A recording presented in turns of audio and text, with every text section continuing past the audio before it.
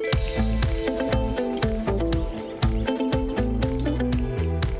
the Welsh Ladies Open stroke play event. It's the first event of the Welsh Championship season. We're blessed with a very strong field this week here.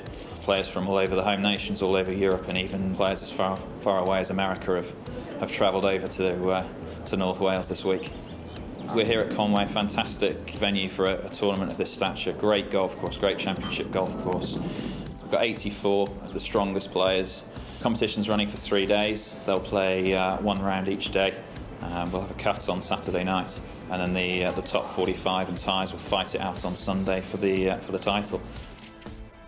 The one favourite that really stands out is the defending champion, Olivia Mahaffey. She's certainly going to be the one to catch, we imagine.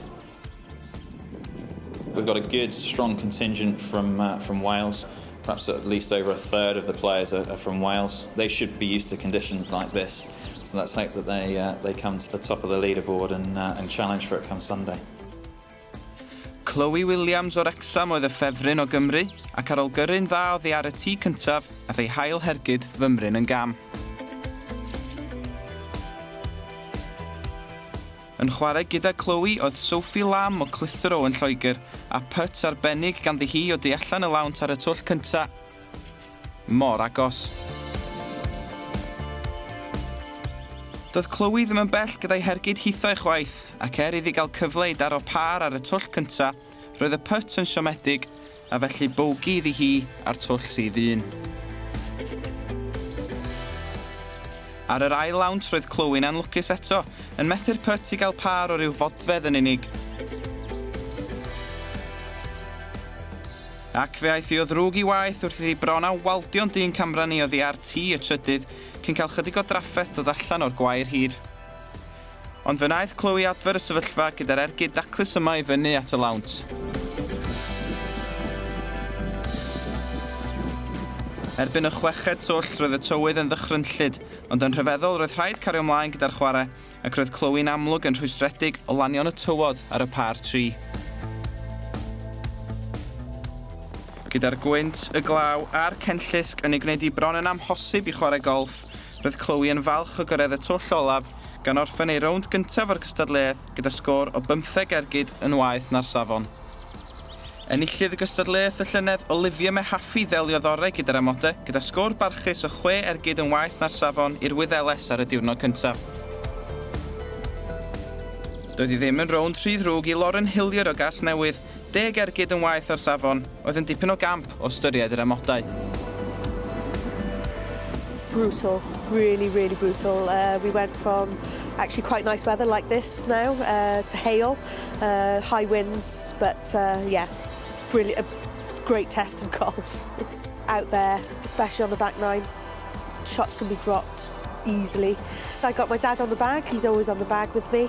It kept me very focused on just a shot at a time. We didn't even really know what hole we were on. Ddim yn bell y tu ôl I Lauren oedd Bethan Morris o Ddimbych y Pysgod, 4 ergyd ar 10 yn waeth na'r safon iddi hi. It was definitely tricky. It was probably one of the worst conditions I've ever played in, with the hail coming down, with sheltering behind the umbrella. But it wasn't too bad. I was quite pleased. Hopefully better tomorrow. Gweitha'r dechrau difrifol ar y diwrnod cyntaf, fe lwyddodd Chloe gael rownd dda ar y dydd Sadwrn, a sicrhau lle yn y rownd olaf ar y dydd Sul. Ac ar ôl gyrru'n dda oddi ar y tŷ cyntaf, dyma'i hail hergyd yn glanio'n daclus yng nghanol y lawnt.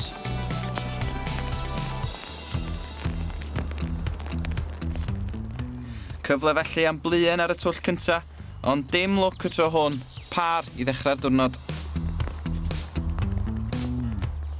Ar y chweched twll, ergyd dwt ar y par 3 a'r bêl yn taro'r pin cyn I Chloe gladdu'r put I gasglu par arall.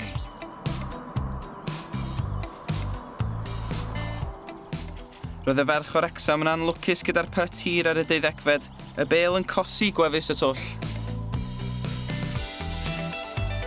Ac ar y trydydd twll ar 10, gêm fer Chloe'n safonol eto, par hawdd arall wedi'r ergyd yma.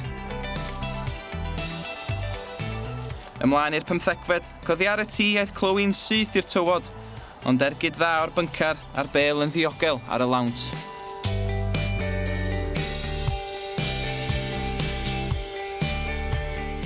Ac ar y twll ola, wedi 30 trafferthus, fe orffennodd Clwb gyda cyfanswm o 30 ergyd yn waeth na'r safon. Sgôr oedd yn amlwg yn siomedig i'w safonau hi.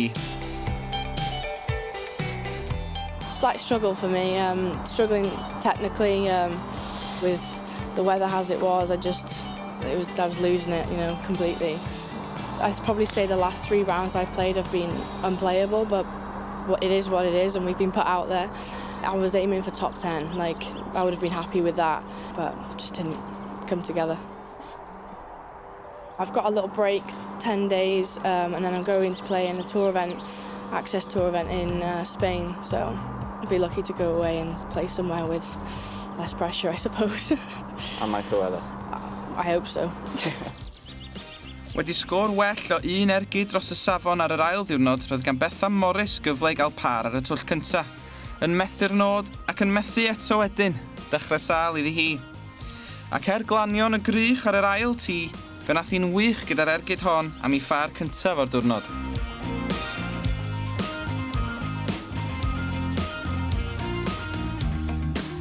It was a bad start. I was 3 over after 3 and then finished 3 over, so I was pretty pleased. The weather's a lot better. Played with one of my closest friends, so I really enjoyed it. It was really good. Overall, after the first day, I didn't think I was going to make the cut, so I was pleased to make the cut after the first day. So my handicap's down to scratch now, so I was pleased, yeah.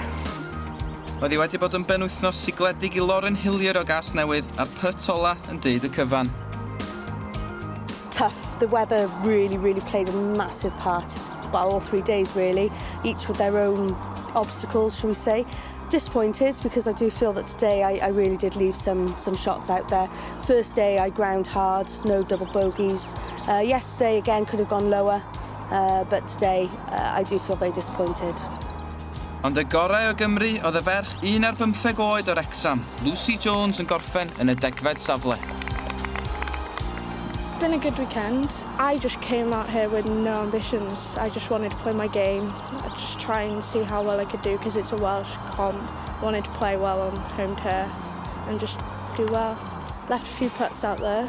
A few missed greens that shouldn't have been because of wind and things, but yeah, it's all right.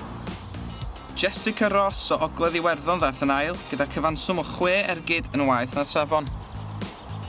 Ond ei chyfaill Olivia Mehaffi enillydd y flwyddyn diwetha ddaeth i'r brig unwaith eto eleni gyda cyfanswm o 1 ergyd yn waeth na'r safon. It's been a bit of a roller coaster, to be honest. Started off the first day with horrific weather. I've never played in anything like it before, and then to come back yesterday, I think it was 11 shots better than my first round, and I played really good. And then today it was just trying to get the edge, so it was good. I'm happy with how the weekends went. Yeah, 1-2 for Ireland, so that was good, yeah. This is my first time playing the Welsh stroke play, so it was a good result. First day was a bit of a struggle weather-wise, but after that I just played pretty solid tee to green and had a good week. The course was in lovely conditions, so it was really good.